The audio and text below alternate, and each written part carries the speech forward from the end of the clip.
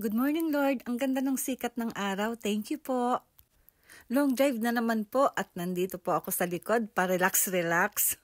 Nakaka-relax tumingin sa mga paligid, yung mga bundok, ang gaganda. Nakaka-refresh talagang tingnan. At dahil malayo po ang pupuntahan namin, syempre, magpapagasolina po muna tayo. Kasi kung walang gasolina, hindi ka makakapunta kung saan. At hayan na nga, nakapunta na po kami sa aming gusto naming puntahan, the Hakone Open Air Museum. Matagal ko nang gustong pumunta rito at sa wakas nakapunta na rin kami. At syempre, bago kami papasok, kailangan muna nilang i-check ang aming gate pass. O di po, kaya ayan, binigyan na kami ng pamphlet. Kaya pwede na po kaming pumasok. At hayan na nga po, pababa na kami sa escalator. Super excited lang. At ayan na nga po, nakababa na po kami at ngayon naman po ay papasok po kami sa isang parang tunnel na papunta po sa Open Air Museum. At ayan na nga po, bumungad sa amin ang napakagandang view. At habang tumitingin ako sa kapaligiran, may napansin akong isang paru-paro na lapit ng lapit sa akin. At para bang gusto niyang makipaglaro sa akin. Ano po kaya ang gusto niyang sabihin, no? At ayun po, nakuhanan din po ako. At sa lugar po na ito, ang dami pang foreigner, parang tourist spot po siya. At mabuti na lang po, ang aga po naming nakarating sa lugar na ito, kaya medyo konti pa lang po ang tao. Ayun, habang naglalakad ako, kumakaway yung dalawa kong angel. At natatawa talaga ako sa kanila, may alam pa silang pakaway-kaway. At ganito po ang makikita ninyo rito, hindi ko po alam kung kaninong kamay yan. Ayun, naglalaro yung mga sensei ko. At ito naman po ay kung papasok po kayo dito, hahanapin din po ninyo kung saan po kayo lalabas. Hindi na nga lang po kami pumasok dito dahil kakainin po ang oras namin.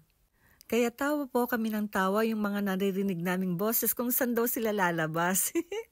Naaliw po talaga ako dito sa lugar na pinuntahan namin. Ang ganda-ganda. At ang bango-bango talaga ng hangin, napaka-fresh air at malilibang pa po kayo sa mga makikita po ninyo dito. At ito naman pong kulay brown na nasa likuran ko, hindi ko po alam kung ano ito pero para po rin siyang puzzle.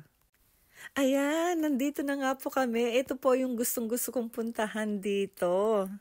Ayan, at sa wakas, solong-solo na namin. Ang dami po talaga kaninang tao dito. At yung mga footmark dito, hindi ko alam kung bakit sila tumatapak dyan. Kaya sige na nga, makigaya na nga rin tayo. Habang sinusundan ko ang footmark na ito, iniisip ko kung kanino kayang mga paato, no? At pagkatas po ng footmark na yon, dinala po niya kami dito at nandito na nga po kami sa loob. Ayan, may paikot-ikot po siya na hagdanan hanggang makakarating po kayo dyan sa pinakatuktok. Nalilibang talaga ako sa mga decoration sa paligid. Alam po ninyo yung parang glass decoration?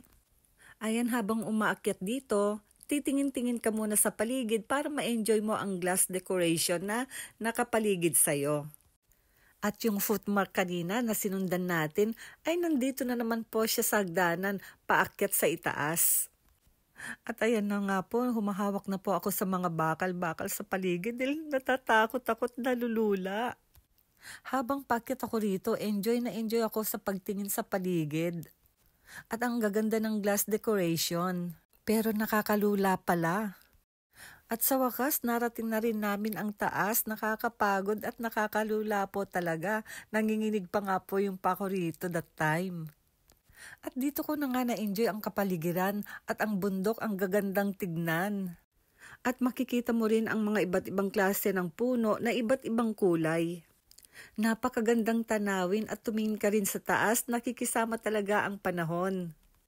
Pero pag tumingin ka naman sa baba, hayan, nakakalula at saka tignan mo ang lilit ng tao, no?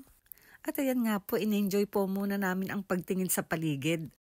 At hayan, pababa na po kami ng hagdanan. Naku, ito na nga po yung kinakatakutan ko. Napakataas po talaga. Hep, ihihinto ko po muna ang video, ha? At ayan na nga po, nandito na nga po kami sa baba at ayan po, nanginginig po ang aking tuhod.